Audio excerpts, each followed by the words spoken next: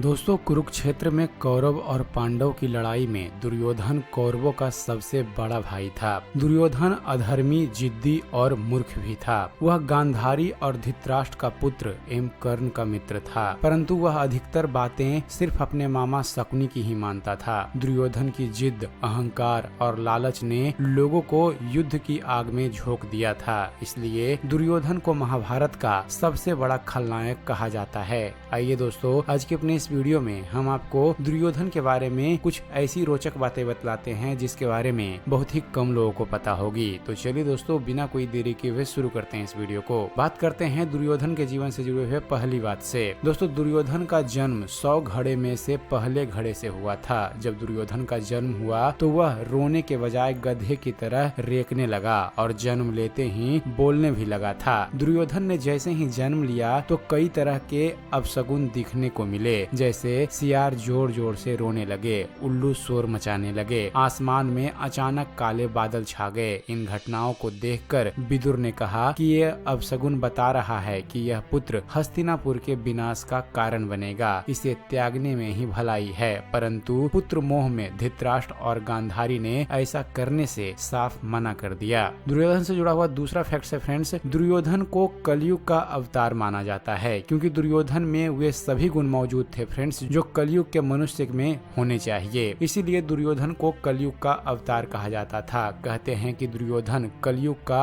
अंश था, तो उसके 100 भाई पुलसत्य वंश के राक्षस के अंश से थे। वायु पुराण में राक्षसों को पुलह, पुलसत्य, कश्यप और अगस्त्य ऋषि की संतान माना गया है। अगला फैक्ट है दोस्तों, दुर्योधन कुटिल, क्रूर होने के साथ ही गदा युद्ध में भी पारंगत हो गया था। उसने शकुनी के चाल की तहत बलराम जी से गदा युद्ध करना सीख लिया था। महाभारत काल में बलराम, जरासंध, भीम और दुर्योधन को ही सर्वश्रेष्ठ गदाधर माना जाता था। भीम ने भी बलराम जी से ही गदा सीखी थी। अगला फैक्ट है दोस्तों, गांधारी ने अपनी दिव्य दृष्टि से दुर्योधन के शरीर को वज्र के समान बना दिया था, परंतु भगवान श्री कृष्ण की नीति के तहत दुर्योधन के गुप्त अंगों और जंघा कठोर नहीं बन पाई थी। दुर्योधन से जुड़ा हुआ अगला फैक्ट है दोस्तों, दुर्योधन की मृत्यु सबसे अंत में हुई और खास बात यह है कि महाभारत के 18 दिन तक चले युद्ध के अंत के बाद दुर्योधन और भीम के बीच युद्ध हुआ, जिसमें भीम ने दुर्योधन की जंघा उखाड़कर फेंक दी थी, जिसके चलते दुर्योधन की मृत्यु हो गई थी।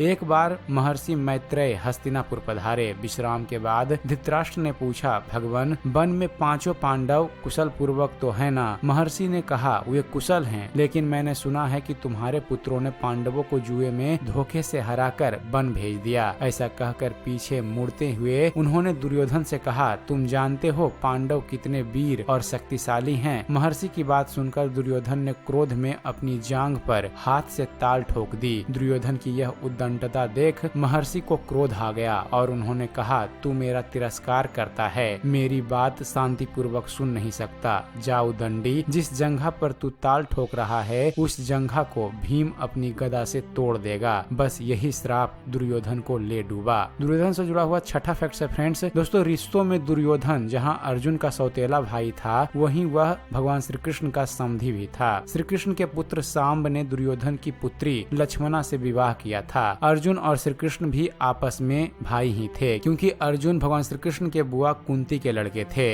लेकिन अर्जुन ने जब भगवान श्री कृष्ण की बहन सुभद्रा से विवाह किया तो ये उनके जीजा भी बन गए थे। अगला फैक्ट है दोस्तों, दुर्योधन ने पांडवों को मारने के लिए सबसे पहले भीम को जहर देकर नदी में फिकवा दिया था, लेकिन भीम बच गए थे। फिर दुर्योधन ने पांडवों को मारने के लिए वर्णावत में लाक्षागृह निर्माण कराया, वहां से भी पांडव बचकर निकल गए थे। फिर पांडवों के वनवास होने के बाद अज्ञातवास में दुर्योधन जंगल जंगल पांडवों को ढूंढने के लिए अपनी सेनाएं भेजता रहता था। दुर्योधन ने शकुनी की कुटिल नीति के चलते ही पांडवों के मामा शल्य को अपनी ओर से युद्ध लड़ने के लिए राजी कर लिया था। दुर्योधन के जीवन से जुड़ा हुआ 8वां फैक्ट है फ्रेंड्स, महाभारत की कथा में ऐसा प्रसंग भी आया है फ्रेंड्स कि दुर्योधन ने काम पीड़ित होकर कुंवारी कन्याओं का अपहरण किया था। ध्रुत कीड़ा में पांडवों के हार जाने पर जब दुर्योधन भरी सभा में द्रौपदी का अपमान कर रहा था, तब गांधारी ने भी इसका विरोध किया था, फिर भी दुर्योधन नहीं माना। यह आचरण धर्म विरुद्ध तो था ही। जब दुर्योधन को लगा कि अब तो युद्ध होने वाला है, तो वह महाभारत युद्ध के अंतिम समय में अपनी माता के समक्ष नग्न खड़ा होने के लिए भी तैयार हो गया। महाभारत में दुर्योधन के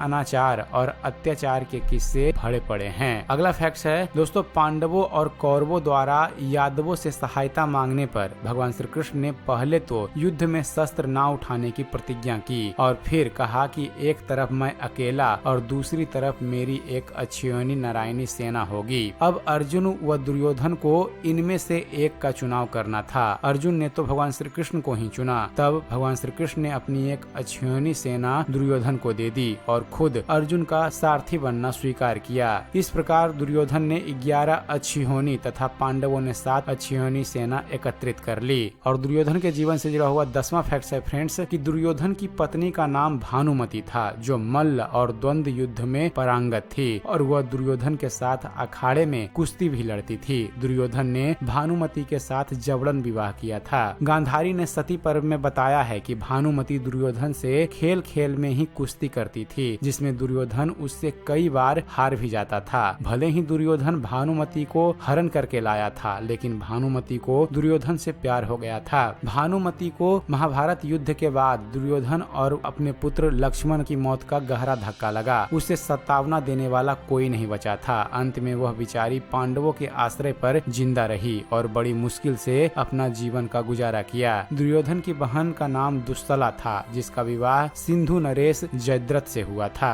और दुर्योधन के जीवन से जुड़ा हुआ 11वां फैक्ट है फ्रेंड्स कि कौरव के सेना में सभी तरह के शक्तिशाली वीर थे, एक से बढ़कर एक महारथी थे, परंतु फिर भी सभी हार गए। और इसका एकमात्र कारण दुर्योधन ही था, क्योंकि उसने सही समय पर सही निर्णय नहीं लिया और कई तरह की गलतियां की। पहली गलती, उसने भगवान श्री कृष्ण के बजाय उनकी नारायणी सेना उनसे मांग ली। दूसरी गलती, उसने भीष्म पितामह और द्रोणाचार्य की बातों पर ध्यान नहीं दिया। भीष्म ने उसे 5 सोने के तीर दिए थे और कहा था कि कल सुबह मैं इन तीरों से 5 पांडवों का वध कर दूंगा। दुर्योधन वह तीर अपने पास रख लिए और अर्जुन के वरदान मांगने पर वह उसे दे दिया। चौथी चूक उसने किया कि उसने कर्ण से कहा कि घटोत्कच को मार दो और कर्ण ने अपना अचूक अमोघ अस्त्र घटोत्कच पर चलाकर अपनी शक्ति खो दी। 5वीं चूक दुर्योधन ने यह की कि जयद्रथ को वह उचित सुरक्षा नहीं दे पाया। और 6ठी चूक यह कि उसने उचित समय पर अश्वत्थामा को सेनापति नहीं बनाया, अन्यथा महाभारत युद्ध का परिणाम कुछ और ही होता। तो दोस्तों, यह थी जानकारी महाभारत के सबसे बड़े खलनायक कहे जाने वाले दुर्योधन के बारे में। उम्मीद करते हैं फ्रेंड्स आप सभी को हमारा यह वीडियो पसंद आया होगा। अगर वीडियो पसंद आया हो तो वीडियो को लाइक और शेयर करना ना भूलिएगा। और दोस्तों, ऐसे ही धर्म और इतिहास से जुड़े हुए ज्ञानवर्धक वीडियो देखते रहने के लिए आप हमारे इस चैनल ज्ञान मंथन को सब्सक्राइब करना ना भूलिएगा। आप हमारे चैनल को सब्सक्राइब कीजिए और देखते रहिए, जानते रहिए। धन्यवाद। जय हिंद।